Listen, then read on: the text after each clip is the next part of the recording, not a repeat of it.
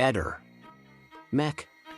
Pallister. A me succedeva di dimenticare i telefoni, però l'utilizzo che abbiamo sia io che mia moglie è molto relativo. E magari si andava giù in città e ci si accorgeva di aver dimenticato il telefono, si lasciava non si tornava a casa, si faceva le cose e poi si tornava a casa. Quando sono venuto dopo il giro che ho fatto su qua in altopiano Carsico, sono venuto qua verso l'1:30, sono entrato in casa e mi sono accorto che c'erano i telefonini, perciò diciamo non mi sono più di tanto preoccupato, non ho pensato niente di particolare, insomma.